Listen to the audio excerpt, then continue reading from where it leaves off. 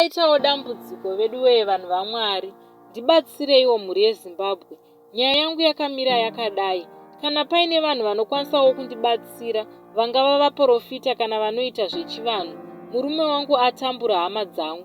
Kuuya pano kupererwa chokwadi. Ari kuti ari kurumwa muviri wose, mumajoini, mapendekete nemusana wese. Ari kurumwa uye mapatsi akakosha ari kurumwa futi. Takaenda kumadhoktors hapana chakabatwa. Akapiwa mishonga pamwe nemapiritsi. Asi zvakatoita Wese. Maprofita takaenda nepatinogona napo, asi hazvisi kupera.